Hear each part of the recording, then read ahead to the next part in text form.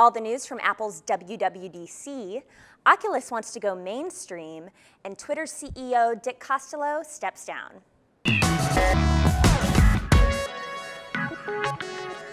Hey there, welcome to CrunchWeek. I'm Colleen Taylor.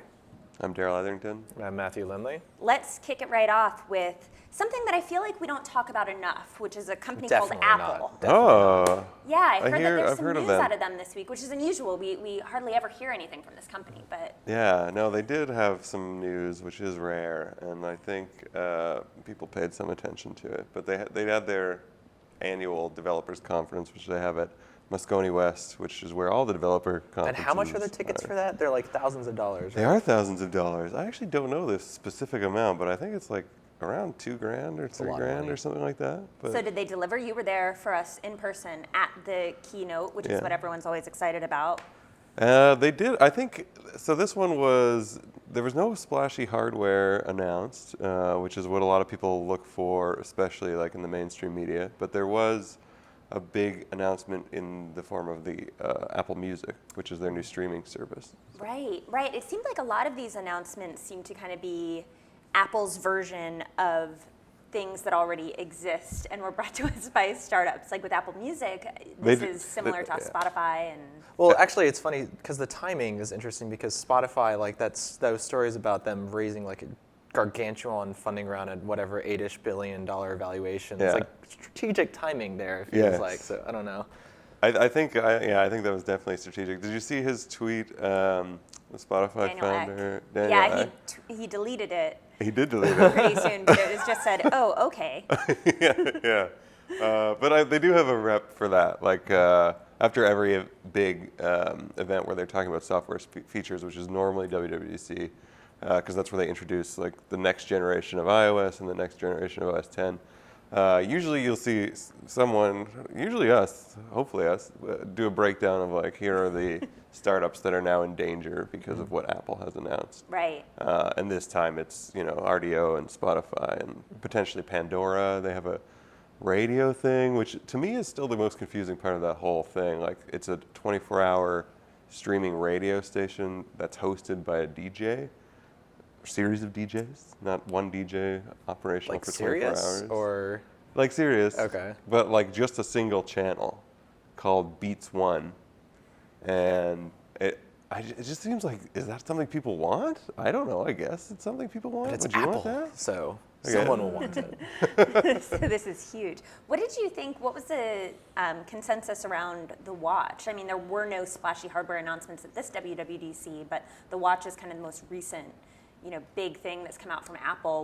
Did you take the temperature on how the developers are responding to it? Well, they're really happy that they got a serious upgrade to the development toolkit for it, because before you couldn't really do anything, and it really kind of hamstrung Apple Watch developers. Well, they didn't even have a watch in their hands to see They how it didn't would work. And that's interesting because, it's a unique challenge because they gave them so much lead time to design for, but then they also said, well, you can't try it on an actual device. So final thing here, you've been to a ton of WWDCs, or you've just covered Apple for years now. How does this event this week rank compared to past ones? Well, I mean, I'm personally very excited about the music streaming service. I've used both Spotify and RDO, but the fact that it's integrated right in and it works with your existing iTunes Match stuff in your library, and just as an iPhone user, I think it'll be a good option, especially at the same price. It'll become my default, so that's pretty exciting. And it's coming to Canada, which a lot of their media products don't launch in Canada on day one, so that's exciting too. And the watch software looks great, but we'll see what people do with it. We'll see. Another event this week that Daryl, you also covered, you were very busy this week, was convenient. Oculus. Oculus had a big media event here this week with the new launch. They did, and they were aware that the WWDC was here, and they knew there would be people around. So they had it here. It was convenient for them. It was convenient for me, it turned out. But they unveiled the final version of the consumer Rift, or Oculus Rift consumer hardware. And do you still need a crazy expensive computer to play it with? Yes, but they never pretended you didn't need a crazy expensive computer to play it with. But I think, I don't know, maybe that got lost in the messaging over the years, and people sort of forgot that it is going to be like a high-end gaming accessory at launch. It's not going to be a mass market device. Did you get to play around with it while you were there? We did not. We were not even allowed to touch it. What? Yeah, they're very serious about like don't touch it because it has this fabric coating on the outside, which Oculus CEO Brendan Iribe, I think that's how you say his name. Iribe. Yeah, it said very many ways. I've asked him personally, and then I forget. But yeah, it's covered in this stuff to make it like more comfortable to hold. So you couldn't hold it.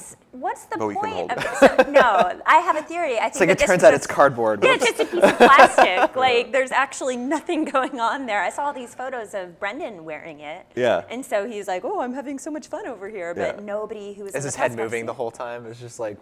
No, yeah, he was pretty stationary. Palmer Luckey was getting into it afterwards. He had one on and he was going like this. And he had the new touch controllers too in his hands, which are very interesting devices. They look like giant sport earbuds, kind of, except you hold them in your hand. And then they have, because they like wrap around, but they have light emitters on the front to track motion. And then they have touch input, so you can just touch anywhere and that's input. And they have triggers. They have 2 triggers each, 2 buttons on the top, and 2 little analog joysticks. So there's a bunch of different things going on that you can potentially use for input there. And what's the launch date for this one? Is it going to be in stores? Q1 2016. I thought they were going to get more specific. They did not get more specific. So basically a shruggy. So. Basically, come watch our executives play with a device that you're not allowed to touch or play with, and we're going to give you a general 3-month period in which you might be able to see it in stores. Maybe. Could always be pushed back. Sounds like a slam dunk event. Oh, yeah. It's great. And then another big piece of news this week is some big management shakeups at Twitter. Yeah, Dick Costolo is officially gone on July 1st. People had talked about it for a while, Twitter, which had built a pretty good business, actually, thanks to a bunch of people like Anthony Noto and Adam Bain, the actual guys handling the finances and the partnerships and revenue. Had built a pretty strong ad business, but most recently there was a quarter where Wall Street wasn't very happy. Chris Sacca, who's a big investor, was generally loud about certain things happening at Twitter, and so the time more or less ran out for Dick Costolo. He said that he personally decided to step down around last year. Talked about it at the analyst meeting that happened this month as well. But it'd kind of been expected now. Jack Dorsey is back as running the company. You said that was expected or unexpected? Well, Dick Costolo stepping down was kind of expected. I'd actually heard a little bit about people at Twitter wanting Jack to come back in some form, just because he obviously built the product and redesigned it and did all that stuff, right? He was originally ousted as CEO, so now he's back as CEO again, and we'll see if he actually decides to bring in a new CEO. They're starting a search right now, and Dick said that he wanted to step down so it would be transparent and so on and so forth, because Twitter in particular is a company that's under a ton of scrutiny, just compared to other tech companies that have gone public and have been sort of successful and gotten a couple new users, not to name any names. So Right.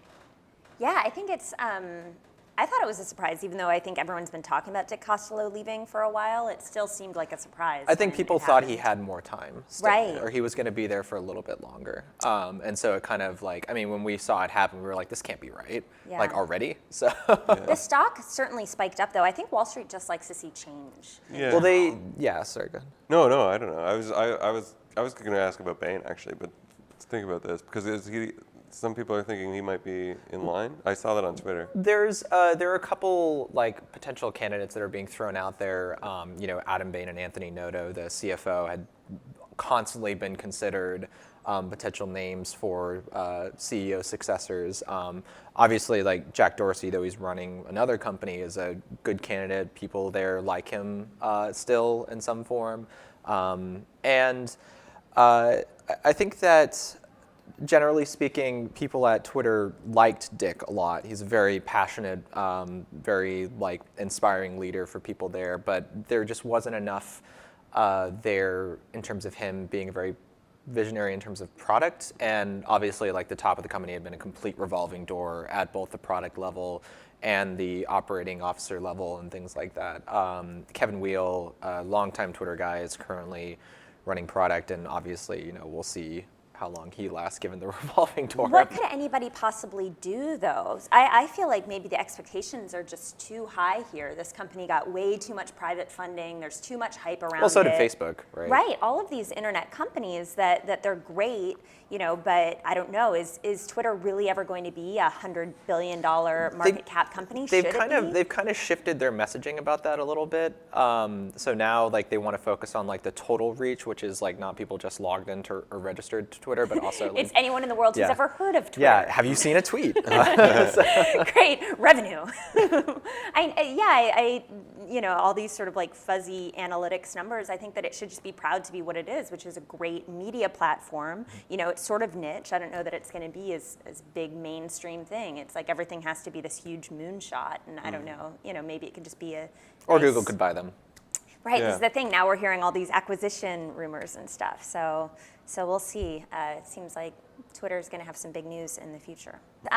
Well, that's about all the time we have this week. And this is a sad, sort of bittersweet episode of CrunchWeek for me because it is my last show. Today is my last day at TechCrunch. Next week, I'm starting a new job. So it's been really fun to be with all of you guys. Yeah, And I'm happy I was here for this. I know. I'm sad you're leaving, but yeah. did you say you're sad I'm leaving or excited I'm leaving? sad. You can take her jobs. I'm excited you're leaving, but it's been a fun run, and thank you all for watching, and tune in next week.